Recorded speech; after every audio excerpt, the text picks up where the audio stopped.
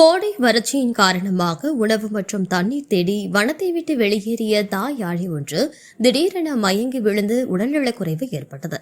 இதனையடுத்து தாய் யானைக்கு வனத்துறையினர் தீவிர சிகிச்சை அளித்து வருகின்றனர். கோவை மருதமலை அடிவாரத்தில் பாரதியார் பல்கலைக்கழகத்தின் மேற்கு பகுதியில் ஒரு தாய் யானையும் அதன் குட்டியும் நீண்ட நேரம் அசையாமல் நின்று கொண்டிருப்பதாக அப்பகுதி மக்கள் வனத்துறைக்கு தெரிவித்தனர். கோவை வனத்துறையினர் சம்பவ இடத்திற்கு விரைந்து சென்று யானைகளை கண்காணித்து வந்தனர். அப்போது எதிர்பாராத விதமாக தாய் யானை உடல்நலக்குறைவால் மயங்கி விழுந்தது. மயங்கி விழுந்த தாய் யானையின் உடலில் சிறிது நேரத்திற்கு பின் அசைவு தெரியவே அருகில் இருந்த குட்டி யானை பதற்றமடைந்தது. தாய் யானையை எப்படியாவது எழுப்பிவிட வேண்டும் என்ற தவிப்புடன் தனது சிறிய தும்பிக்கையால் தாயின் உடலை தட்டி எழுப்ப முயற்சித்தது. இந்த உருக்கமான காட்சி அங்கு இருந்தவர்களை சோகத்தில் ஆழ்த்தியது. யானையின் நிலைமை மோசமடையவே வனத்துறையினர் ஆனைமலை புலிகள் காப்பக இயக்குநர் வெங்கடேஷ் மற்றும் மாவட்ட வன அலுவலர் ஜெயராஜ் ஆகியோருக்கு தகவல் அளித்தனர்.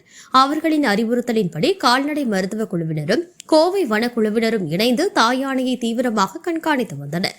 இதனைத் தொடர்ந்து ஆனைமலை புலிகள் காப்பக வன கால்நடை மருத்துவர் விஜயராகவன் மற்றும் சத்தியமங்கலம் புலிகள் காப்பக வன கால்நடை மருத்துவர் சதாசிவம் ஆகியோர் தாய் யானைக்கு சிகிச்சை அளித்து வருகின்றனர். மேலும் படுத்து கிடக்கும் பெண் யானையை நிற்க வைத்து சிகிச்சை அளிப்பதற்காக கும்கி யானை துரியனின் உதவியுடன் பெண் யானைக்கு சிகிச்சை அளிக்கப்பட்டு வருகிறது. இதனிடையே சோமையம்பாளையம் ஊராட்சிக்குட்பட்ட வனப்பகுதியை ஒட்டி ஊராட்சி நிர்வாகம் அமைத்த குப்பை கிடங்கில் உள்ள கழிவுகளை உட்கொண்டதன் காரணமாக வன விலங்குகளுக்கு உடல்நலக்குறைவு ஏற்படுவதாக தொடர் குற்றச்சாட்டுகள் எழுந்துள்ளன. இதன் காரணமாகவே தாய் யானைக்கு பாதிப்பு ஏற்பட்டதா என்ற கோணத்திலும் மருத்துவர்கள் பரிசோதனை செய்து வருகின்றனர். தாய் யானை விரைவில் குணமடைய வனத்துறையினர் தீவிரமாக முயற்சித்து வருகின்றனர்.